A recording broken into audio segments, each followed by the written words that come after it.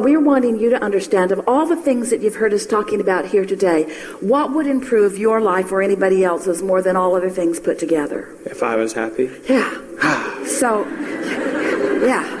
And so, as you get ahead of yourself so what most people are doing is saying, oh yes, I would like to do that because that will make me happy, and I would like to do that because that would make me happy, and I would like to do that because that would make me happy, and that would make me happy because it's lots of fun people, and that would make me happy because it's got lots of money coming with it, and that would make me happy because I'd get to live in a beautiful part of the world. And we say conditional, conditional, conditional. What we want you to do is think about, and this is what we want you to hear, is what we've been after all day, is that as you can find right here, right now, current, something that feels happy when you think about it, no matter where you're getting it from, and you stay there until the conditions or the situations or the people or the ideas that match happy begin to occur to you. You see what we're getting at? It's flipping the whole thing. It's doing it. It's counterintuitive to what you've been practicing.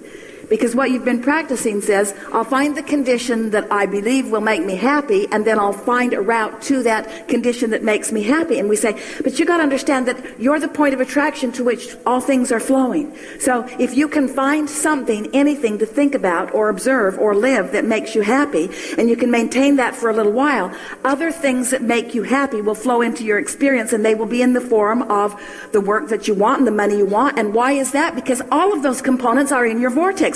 You didn't only just put happy in your vortex, you put lots of money in there too.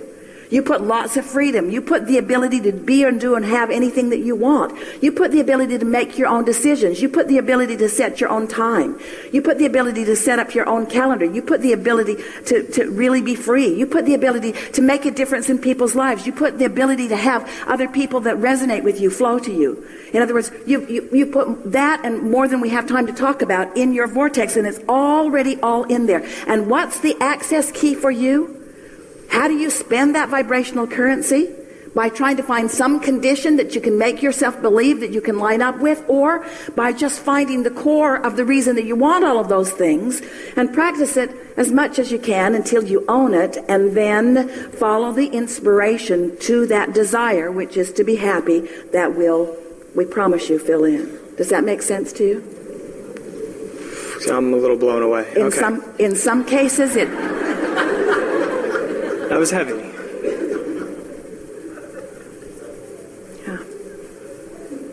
Yeah. And you think you're blown away now. As the ideas flow and you feel the perfection of them. And then you see the ease with which That's they are. what I'm seeking. But in the seeking of it, you're looking for something that is not, and you introduce resistance into the equation. How? Where did I do that? By saying, I'm looking for this thing that I haven't found yet. And so what we're really asking you is, can you be happy? Do you have the ability to be happy before the idea flows? Yes. Because if you have the ability to be happy before the idea flows, the idea will flow for sure. Do you have the ability to be happy before the money gets there? Because if you have the ability to be happy before the money gets there, the money will get there before. Following? So, we know you want to say to us, but Abraham, it's easier to focus on the condition. And we say, how's that working out? It's not easier to focus on the condition. Conditions are loaded. They're loaded with the way everybody else feels about them. They're loaded with all your past beliefs about them. Conditions are loaded with expectations. Start in this pure place and create the environment that allows it to grow. And then experience the explosion of good ideas flowing to you. And say regularly, I had a desire and it was general, but boy, is it evolving into something that's more and more specific. And the more specific a general desire that has no resistance becomes, the more exhilarating it will be. So, a desire that has a lot of momentum and no resistance is ecstasy. A desire that has a lot of momentum and a lot of resistance is miserable. A desire that has not much momentum And no resistance is the beginning of every good thing you want.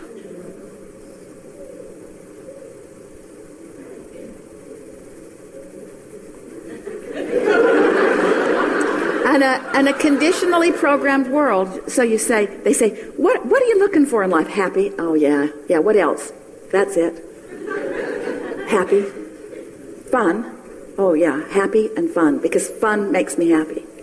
And happy is fun. Yeah, fun and happy. Fun and happy. And fun and happy. Fun and happy. Fun and happy and clarity. Fun and happy and clarity. Because clarity makes me happy, and clarity is fun. Fun and happy and clarity. And power. Because fun is happy, and happy is fun, and clarity is power, and fun and happy and clarity and rich. And rich. And rich. And healthy. In other words, once you're there in a stable way, you can add anything and everything else to the list, and it will show itself to you in full measure. But you got to start from the basics, and you got to give up the conditional approach to life that you have been practicing, because the conditional approach is introducing resistance into your experience that is unnecessary. I'm going to have to download this. Our ploy is working. I have one more thing that is completely separate, but how can I tap into Abraham and this message that comes through you? Get happy. Get happy. Yeah. I want it. Well, you're clearly on the trail of it. Your desire is clear, and your allowing was strong enough to get you in the chair. And so in this moment, in this current moment, the resistance is non-existent. And so it's seeking this state of being, it's seeking this feeling. Really what it amounts to is not making such a big deal out of things, and not trying so hard to justify, and sort of taking everyone else out of the equation, and just developing a relationship between you and your source, and letting that be the primary thing that you're reaching for. And to understand that the source within you is happy, and that when you feel happy, that alignment is happening. And when you're yearning for something, that's different. Yearning is different than happy. Yearning is an active vibration in opposition to what I'm reaching for. So it's not trying so hard. It's being easier about it. It's looking for the evidence of it that's all around you all the time. It's acknowledging when you are in alignment, and reveling in that alignment, and talking about that alignment when you are there, and keeping the momentum of that alignment going longer, and consciously acknowledging that it is happening, and staying there until you're fully appreciated, and until you just feel obnoxiously invincible. In other words, when you tune into this and practice it and allow it and own it, and can get there easily and start there every morning, and get further and further into your day with it, then all of the easier it gets, the easier it gets. Because at first it's a little awkward, but you get better and better at it. And the better you get at it, the more evidence that flows. And the more evidence that flows, the easier it is to be good at it. Until then it becomes the condition coming in response to the vibration, rather than trying to get the vibration to come in response to the condition. That's really what we're wanting you to understand. It's getting the cart before the horse, or the horse before the cart. You want to, and so of all of the things in the world that you can think of, if someone were to walk up to you and say, what do you seek most in life? Your answer is? Joy, happy. And if you wanted to add more momentum to that, what other words would you say? If this person were saying to you, and what does that joyful happiness mean to you? Flesh it out a little.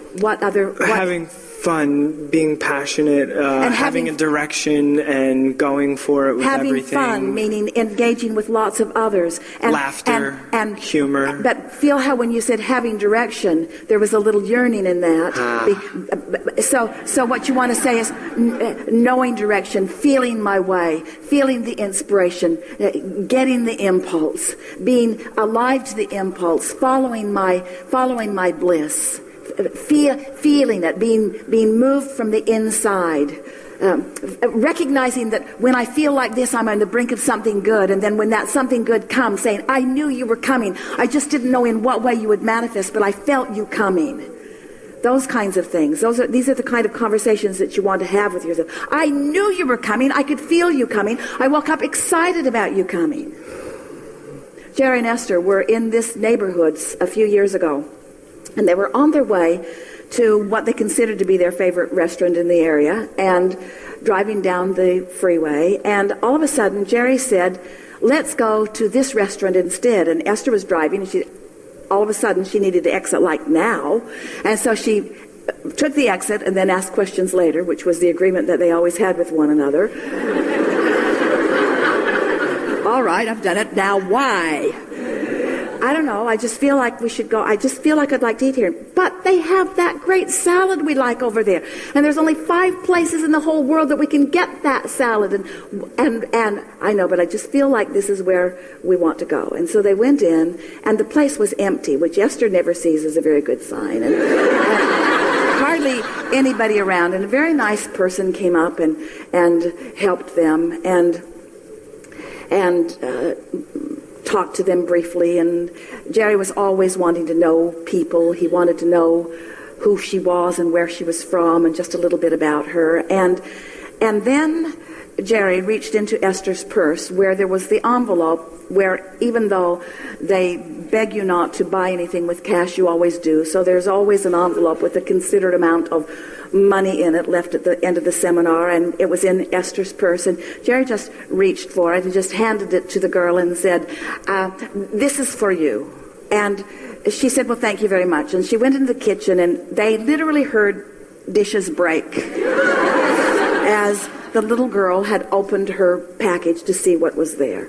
And she came back in to where they were, and she said to them, you know, I woke up this morning, and the first thought I had was something really, really good is going to happen to me today. Something really good is going to happen to me today. And Esther said, well,